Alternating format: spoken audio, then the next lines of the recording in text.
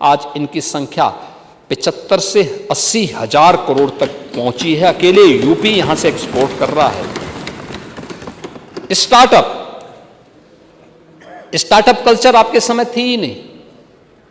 आप startup culture क्या करते? आपका स्टार्टअप कल्चर तो कट्टा और क्या बोलते हैं उसको, कट्टा बम। वो तो बड़ी इंडस्ट्री हो गई थी।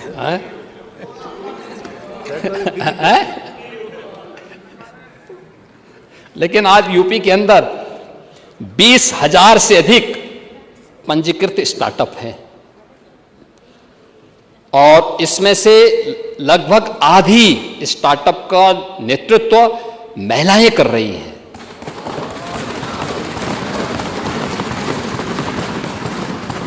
और जो नेशनल स्टार्टअप रैंकिंग है उसमें यूपी टॉप परफॉर्मर स्टेट के रूप में उत्तर प्रदेश ने स्थान प्राप्त किया है।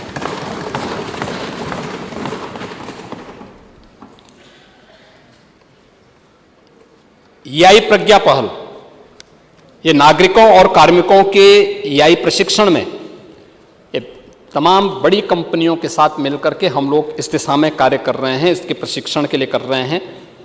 और मैं अध्यक्ष जी आपको धन्यवाद दूंगा कि आपने पिछले वर्ष ही इस सदन के माननीय सदस्यों को एआई में पारंगत बनाने की दिशा में एक प्रशिक्षण के कार्यक्रम को यहाँ पे प्रारंभ किया था और हम लोग प्रयास करेंगे कि ये अनवरत चलने वाली प्रक्रिया का हिस्सा बनना चाहिए।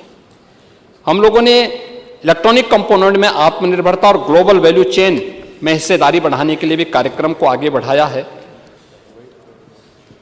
उत्तर प्रदेश में इस दिशा में हम लोग तमाम अन्य कार्यक्रमों के साथ सरकार इसके लिए कार्य कर रही है और प्रदेश ने जो महत्वपूर्ण कार्य इसमें होने जा रहे हैं, खासतौर पर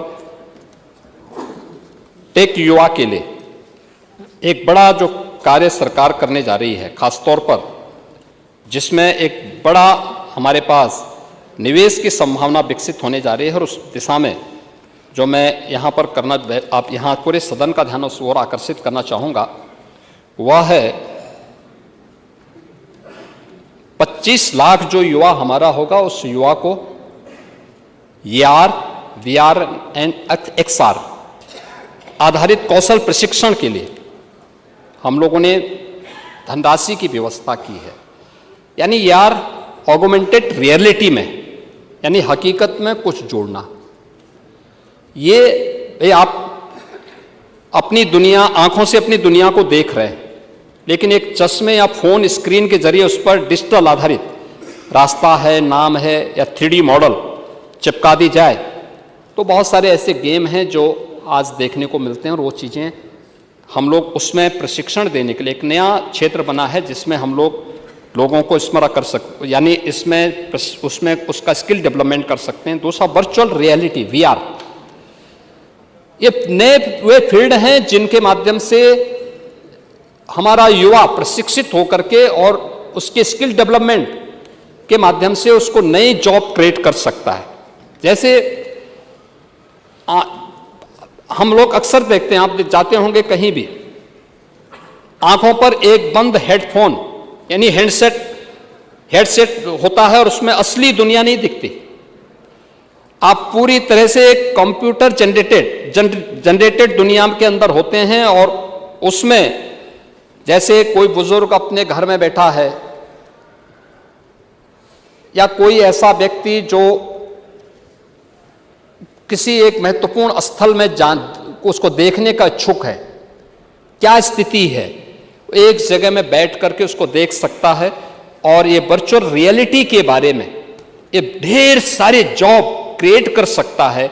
सरकार इसके लिए भी 100 करोड़ रुपए का प्रावधान हम लोगों ने इस व्यवस्था के लिए की है। और XR यानी हकीकत और डिजिटल का मिलन, यानी AR से एक कदम आगे और इसके डिजिटल ऑब्जेक्टिव्स, इन सब को हवा में तैरते हुए नहीं बल्कि वास्तविक मेज पर हम इसको आगे बढ़ा सकते हैं। इन चीजों को लेकर के एक नए कार्यक्रम को लेकर के सरकार आगे बढ़ने जा रही है। और ये बड़े, यानी टूरिज्म के सेक्टर में और अलग अलग सेक्टर में इसमें बहुत सारी संभावनाओं को हम आगे बढ़ा सकते हैं। और सरकार ने इस दिशा में एक नए कार्यक्रम को मजबूती के साथ आगे बढ़ाने का निर्णय लिया है और सरकार इसमें अपना पूरा सहयोग कर रही है। और इसको जो है बजट में भी हम लोगों ने पहली बार उत्तर प्रदेश के बजट में इसके लिए धनराशि की व्यवस्था भी हम लोगों ने यहाँ की है।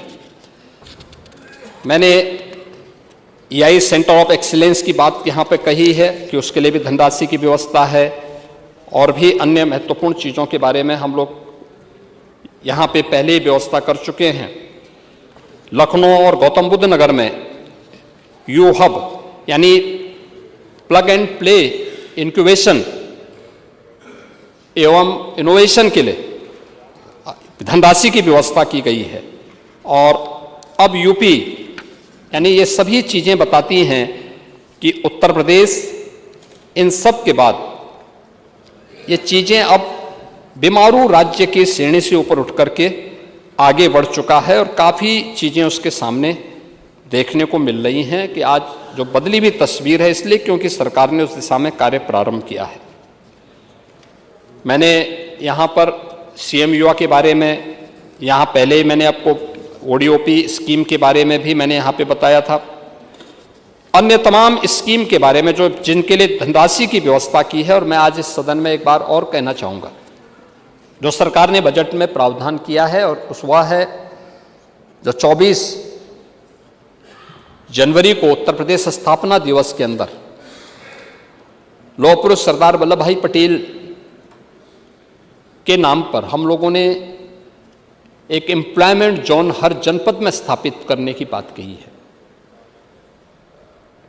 एक ऐसा सेंटर होगा जो एक ही छत के नीचे, चाहे वह कोई भी किसी भी प्रकार का नौजवान आता है, उसका स्किल डेवलपमेंट भी करना, उसके लिए उसके अनुरूप कार्य को भी उपलब्ध करवाने की तैयारी करना।